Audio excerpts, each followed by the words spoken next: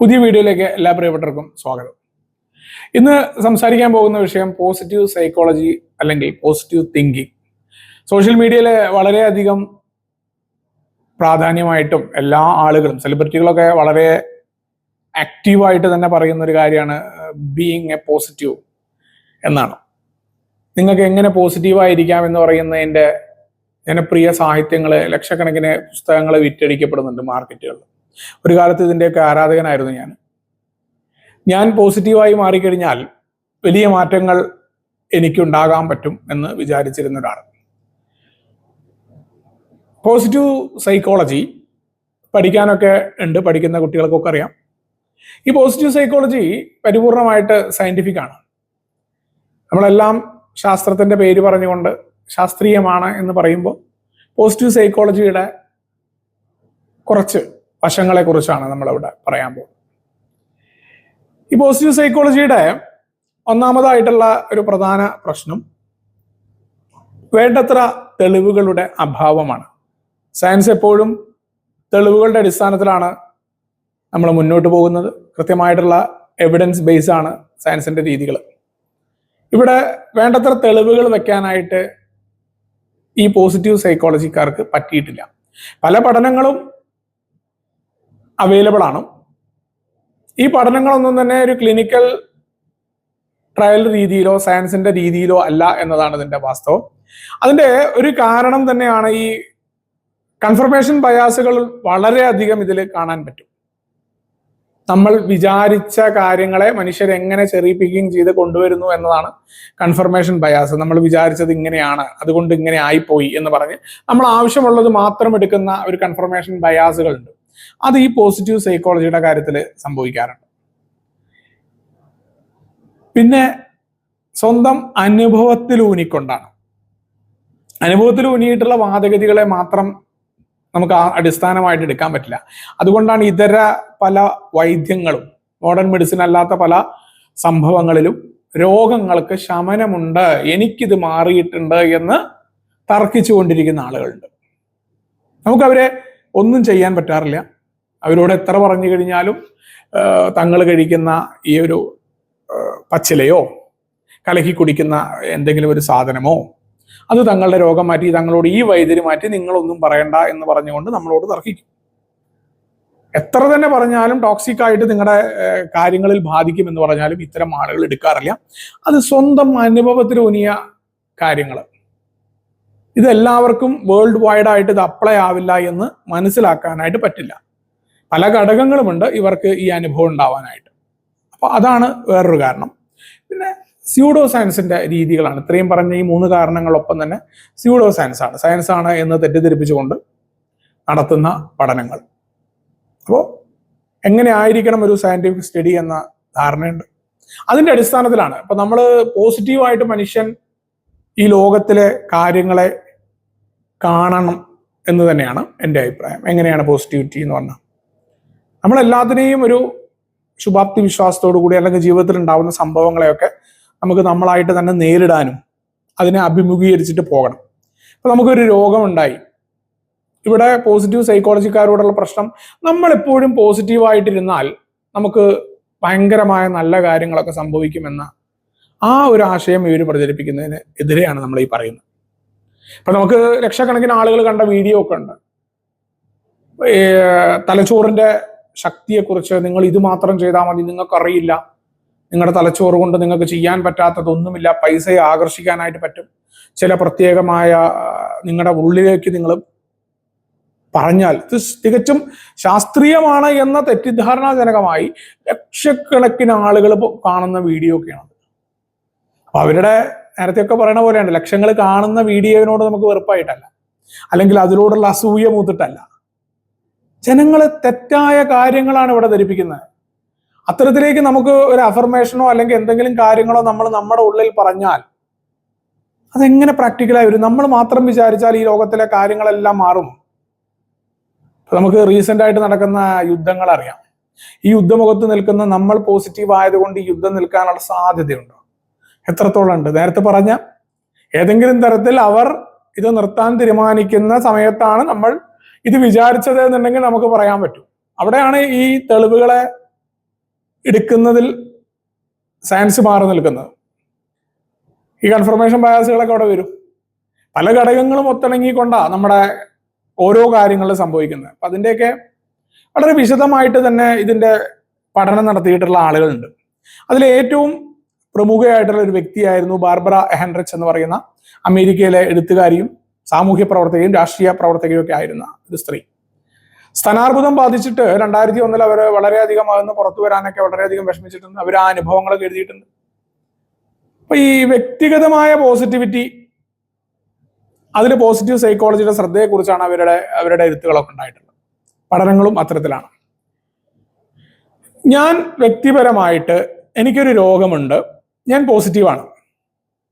ഞാൻ എന്നോട് തന്നെ പറയുന്നുണ്ട് ഈ രോഗമൊന്നും വലിയ വിഷയമല്ല, നിനക്കത് കൈകാര്യം ചെയ്യാൻ പറ്റും. അതുകൊണ്ട് ആ രോഗം മാറുമോ? ഒരു കാര്യമുണ്ട്, നമുക്കൊരു രോഗമുണ്ട്, നമ്മൾ അതിനെ നേരിടേണ്ടതുണ്ട്. ഭയന്ന് പറിച്ചുകൊണ്ട് ഏത് രോഗമാണ്, ഇപ്പൊ ക്യാൻസർ ആണെങ്കിൽ ക്യാൻസറിന് വേണ്ട ചികിത്സ കൊടുക്കണം. നമ്മൾ അയ്യോ ക്യാൻസർ വന്നേന്ന് പറഞ്ഞിട്ടിരിക്കുക, ക്യാൻസറിൽ മരിച്ച ആളുകളുടെ ആ നെഗറ്റിവിറ്റി ആയിട്ടുള്ള കാര്യങ്ങളിലേക്ക് പോവുക, അതൊക്കെ തീർച്ചയായിട്ടും അത് മനുഷ്യന്റെ ജന്മവാസനകൾക്ക് എഗെയിൻസ്റ്റ് ആയിട്ടുള്ള കാര്യം തന്നെയാണ്. നമുക്ക് നിലനിൽപ്പിന് ആധാരമായിക്കൊണ്ട് നമുക്ക് നിലനിൽക്കേണ്ടതുണ്ട് എന്നുള്ളത് തന്നെയാണ് നമ്മളോട് പറയുന്നത്. അപ്പൊ നമ്മൾ എന്ത് വേണം? നമ്മൾ അതിനെ കൃത്യമായിട്ട് രോഗത്തെ അണ്ടർസ്റ്റാൻഡ് ചെയ്യണം. ആ രോഗത്തിന് വേണ്ട ചികിത്സകൾ കൊടുക്കാൻ നമ്മൾ തയ്യാറാവണം. അതിന് പകരം ഈ രോഗത്തെ, നീ പോസിറ്റീവായാൽ നിനക്ക് ഈ രോഗത്തെ നേരിടാം എന്ന് പറയുന്ന കാര്യം ഒരിക്കലും സാധ്യമാകുന്ന ഒന്നല്ല. പല ആളുകൾക്കും അത്തരം മാറ്റങ്ങൾ ഉണ്ടായിട്ടുള്ള നേരത്തെ പറഞ്ഞ പല ഭയാസുകളുടെ ഫലമായിട്ടാണ്. അതല്ലാതെ യഥാർത്ഥത്തിൽ നമ്മൾ പോസിറ്റീവ് ആയതുകൊണ്ട് മാത്രം നമ്മുടെ രോഗം മാറില്ല. ഉദാഹരണമായിട്ട് ഇപ്പോൾ ലിവറിന് വളരെ സീരിയസ് ആയിട്ടുള്ള ഒരു ഇഞ്ചുറി ഉള്ള ഒരാളെ സംബന്ധിച്ചിടത്തോളം രാവിലെ അദ്ദേഹം എഴുന്നേറ്റ് ഇരുന്നിട്ട്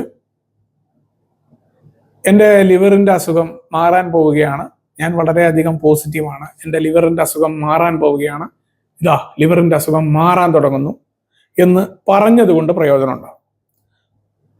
നേരെ മറിച്ച് ഇത് അയാൾ പറയുകയോ പറയാതിരിക്കുകയോ ചെയ്തോട്ടെ, അയാള് എന്താണ് അസുഖം എന്ന് ഡയഗ്നോസ് ചെയ്തിട്ടുണ്ട്.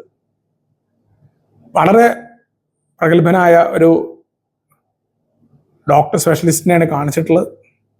അയാൾക്ക് എക്സ്പീരിയൻസ് ഉണ്ട്, സയന്റിഫിക് ആയിട്ടുള്ള ട്രീറ്റ്മെന്റ് എടുത്തിട്ടുണ്ട്, അതിന്റെ ഡയറ്റ് നോക്കുന്നുണ്ട്. അതിലെല്ലാം പോസിറ്റിവിറ്റി നമുക്ക് ഉപയോഗിക്കാം. ആ പോസിറ്റീവ് സൈക്കോളജിക്ക് നമ്മൾ എതിരല്ല.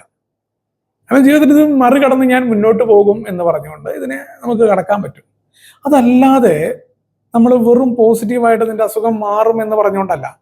റിയാലിറ്റി അറിയണം. തനിക്ക് സിറോസിസ് ഏത് തരത്തിലാണ് തന്നെ ബാധിച്ചിട്ടുള്ളത്, തനിക്ക് എന്തൊക്കെ ചെയ്യാൻ പറ്റും എന്ന കൃത്യമായ ബോധ്യം വരാതെ സിറോസിസിന്റെ അവസാന സ്റ്റേജിൽ എത്തിയ ഒരാളോട് നീ പോസിറ്റീവായിരുന്നാൽ നിന്റെ അസുഖം മാറുന്നു പറഞ്ഞിട്ട് താൽക്കാലിക ആശ്വാസം കൊടുക്കുന്നത് ശരിയായ രീതിയാണ്. രോഗിയോട് അയാളുടെ രോഗത്തെ മറച്ചു വെക്കുന്നത്. പലരും പറയും അത് ഹ്യൂമാനിറ്റേറിയൻ കൺസെപ്റ്റ് അല്ല, അത് കൺസെപ്റ്റ് അല്ല, തെറ്റായ ധാരണകളാണ്. അപ്പൊ അതിന് അവര് ശക്തമായ രീതിയിൽ അവരുടെ അനുഭവത്തിൽ നിന്നുകൊണ്ട് തന്നെ ഈ പറയുന്ന അനുഭവവാദക്കാർക്ക് മറുപടി ആയിട്ട് തന്നെ അവരുടെ അനുഭവം വെച്ചുകൊണ്ട് തന്നെ അവര് പഠനം നടത്തിയിട്ടുണ്ട് എന്നുള്ളതാണ് ഇതിന്റെ വേറൊരു വിരോധാഭാസം. രണ്ടാമതായിട്ട് റിച്ചാർഡ് ലാസർ എന്ന് പറയുന്ന ഒരു സൈക്കോളജിസ്റ്റ് ഉണ്ട്. അദ്ദേഹം നിരവധി പഠനങ്ങൾ നടത്തുന്നുണ്ട് ഈ വികാരങ്ങളുമായിട്ട് ബന്ധപ്പെട്ടുകൊണ്ട്. വൈകാരികമായ നമ്മുടെ അവസ്ഥകളെ മനുഷ്യന് പലപ്പോഴും തെറ്റിദ്ധാരണ ഉണ്ടാക്കുന്ന രീതിയിൽ ഈ പോസിറ്റീവ് സൈക്കോളജിക്കാർ നമ്മുടെ കോപം, ഉത്കണ്ഠ തുടങ്ങിയ വികാരങ്ങൾ, ഭയം, ഇതിനെല്ലാം മറികടക്കാനായിട്ട് പോസിറ്റീവ് സൈക്കോളജിയെ ഉപയോഗിക്കണമെന്ന് പറയുന്നതിന് അദ്ദേഹം എതിർത്തിട്ടുണ്ട്. നെഗറ്റീവായിട്ടുള്ള വികാരങ്ങൾ നമുക്ക് ഉണ്ടാവുന്നത് എന്തിനാണ്? നമുക്ക് ഈ ലോകത്തെ അതിന്റെ രീതിയിൽ നേരിടാനായിട്ട് നമ്മുടെ ഉള്ളിൽ ഉണ്ടാവുന്ന തലച്ചോറ് ഉണ്ടാക്കുന്ന കാര്യങ്ങളാണ്. അതിനെ നമ്മൾ അതേ രീതിയിൽ തന്നെ ഉൾക്കൊണ്ടുകൊണ്ട് കോപത്തെ പുറത്തേക്ക് കാണിക്കണം എന്ന രീതിയിലല്ല ഇവിടെ പറയുന്നത്, അതിനെ വേറെ രീതിയിലാണ് ട്രീറ്റ് ചെയ്യേണ്ടത്. അതല്ലാതെ ഇതിനെ അടക്കി നിർത്തുക, ഇതെനിക്ക് ഉണ്ടാകാതിരിക്കുക എന്ന ഈ പോസിറ്റീവ് സൈക്കോളജിക്കാരുടെ അപ്രോച്ചിനെതിരെ ശക്തമായ രീതിയിൽ അദ്ദേഹം എഴുതിയിട്ടുണ്ട്. നിരവധി പഠനങ്ങൾ അദ്ദേഹം അതുമായിട്ട് ബന്ധപ്പെട്ട് പ്രസിദ്ധീകരിച്ചിട്ടുണ്ട്. പിന്നെയുള്ള ഒരു പ്രമുഖനായ വ്യക്തിയാണ് ലെവ്ലിൻ എലാർഡസ് വാൻസൽ എന്ന് പറയുന്ന നെതർലാൻഡിലെ ഒരു സൈക്കോളജി പ്രൊഫസർ. അദ്ദേഹത്തിന്റെ പ്രശസ്തമായ ഒരു പുസ്തകമുണ്ട്, the theoretical approach to multicultural positive psychological intervention എന്ന് പറയുന്ന ഒരു പുസ്തകമുണ്ട്. അതിൽ കൃത്യമായിട്ട് അദ്ദേഹം വെളിവാക്കുന്നുണ്ട് എങ്ങനെയാണ് ഒരു മനുഷ്യനെ അയാളുടെ ചിന്തകളെ കൊണ്ട് അയാൾക്ക് പരിപൂർണമായിട്ട് അയാളുടെ ശരീരത്തിലെ കാര്യങ്ങളെ നിയന്ത്രിക്കാനായിട്ട് പറ്റുമോ എന്നുള്ളതാണ്. കാരണം മുഖ്യധാരാ മനഃശാസ്ത്രവുമായിട്ട് ബന്ധപ്പെട്ടുകൊണ്ട് പലപ്പോഴും സൈക്കോളജി, ഈ പോസിറ്റീവ് സൈക്കോളജി പ്രവർത്തിക്കുന്ന രീതി ശരിയല്ല എന്ന് അഭിപ്രായപ്പെട്ടത് അദ്ദേഹമാണ്. അവിടെ പുതുമയുടെ അഭാവമുണ്ട്, പുതിയ കാര്യങ്ങളെ ഉൾക്കൊള്ളാനും കാലഘട്ടത്തിനനുസരിച്ച്. കാരണം ഇതൊരു പഴയ ഒരു ഫാദറുമായിട്ട് ബന്ധപ്പെട്ടിട്ടാണ് ഈ പോസിറ്റീവ് സൈക്കോളജി ഒക്കെ വരുന്നത്. അതിനെ അന്ധമായിട്ട് മതത്തിന്റെ രീതിയിലേക്ക് മാറ്റിയതിനെതിരെയാണ് അദ്ദേഹം പറഞ്ഞത്. കാരണം ഈ പോസിറ്റീവ് രീതിശാസ്ത്രത്തിൽ നേരത്തെ പറഞ്ഞ ധാരണാ പക്ഷപാതിത്വമൊക്കെ വളരെ പ്രകടമാകുന്ന കാര്യമാണ്. അവിടങ്ങളിലൊക്കെ നമുക്ക് സംഭവിക്കുന്ന കാര്യം എന്താണ്? നമ്മുടെ മുൻധാരണകൾക്കനുസരിച്ച് നമ്മൾ കാര്യങ്ങളെ ചെറിയിപ്പിക്കുകയും വെക്കുകയും ഇതിങ്ങനെയാണ് എന്ന് കരുതുകയും ചെയ്യണം.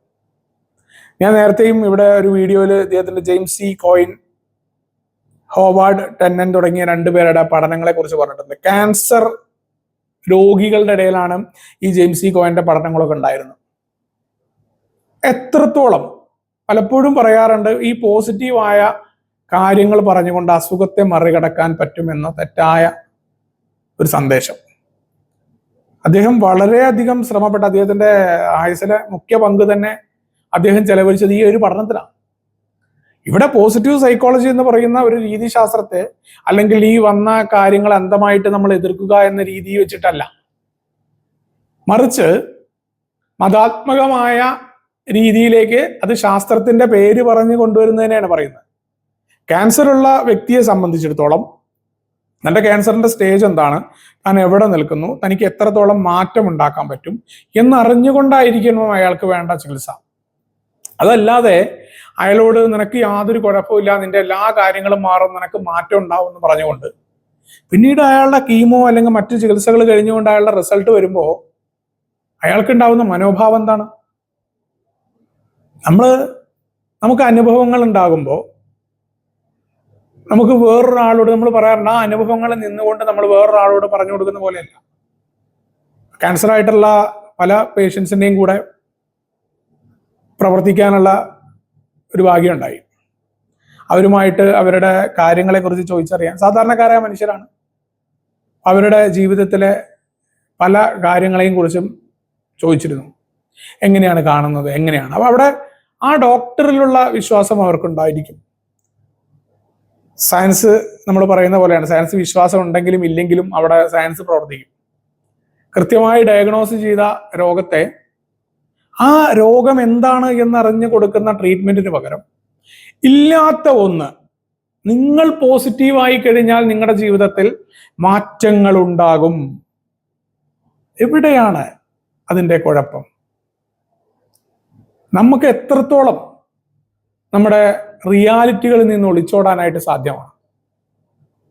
നമ്മുടെ ജീവിതത്തിൽ സംഭവിക്കുന്ന മുഴുവൻ കാര്യങ്ങളും നമ്മുടെ നെഗറ്റീവായ ചിന്ത കൊണ്ടാണ് എന്ന ഒരാശയം അവിടെ വരുന്നുണ്ട്. നമ്മൾ മാത്രം പോസിറ്റീവ് ആയതുകൊണ്ട് കാര്യമില്ല. പല ഘടകങ്ങളും നമുക്ക് അനുകൂലമായി വന്നാലാണ് നമ്മുടെ ജീവിതത്തിലെ മാറ്റങ്ങൾ ഉണ്ടാവുക. നമ്മുടെ സുഹൃത്തുക്കൾ നല്ല രീതിയിൽ നമ്മളോട് പെരുമാറണം. നമ്മൾ ജോലി എടുക്കുന്ന സ്ഥലത്ത് നമുക്ക് നല്ല അനുകൂലമായ കാര്യങ്ങൾ ഉണ്ടാവണം. നമ്മൾ കച്ചവടമാണ് ചെയ്യുന്നുണ്ടെങ്കിൽ അവിടെ അനുകൂലമായ കാര്യങ്ങൾ ഉണ്ടാവണം. നമ്മുടെ രോഗമാണെങ്കിൽ നമ്മൾ കഴിക്കുന്ന മരുന്ന് അവിടെ പ്രവർത്തിക്കണം. ഇത്തരത്തിലുള്ള കാര്യങ്ങളുടെ അടിസ്ഥാനത്തിലാണ് നമുക്ക് മാറ്റങ്ങൾ ഉണ്ടാവുക. അതല്ലാതെ നമ്മൾ ബീയിങ് എ പോസിറ്റീവ് ആയതുകൊണ്ട് മാത്രം നമുക്കുണ്ടാകുന്ന മാറ്റങ്ങളെ, അല്ലെങ്കിൽ നമുക്ക് അത്തരത്തിൽ മാറ്റങ്ങൾ ഉണ്ടാക്കാനൊന്നും പറ്റില്ല. നമ്മൾ നമ്മളോട് തന്നെ പോസിറ്റീവായിരിക്കൂ, ഈ കാര്യങ്ങളൊന്നും ഒളിച്ചോടി പോയിക്കൊണ്ടല്ല നമ്മുടെ പ്രശ്നത്തെ പരിഹരിക്കേണ്ടത് എന്നുള്ളതാണ്. അവിടെയാണ് ഞാൻ ഈ ഒരു പോസിറ്റീവ് സൈക്കോളജിയുടെ വിമർശനത്തെ കൊണ്ടുവയ്ക്കുന്നത്.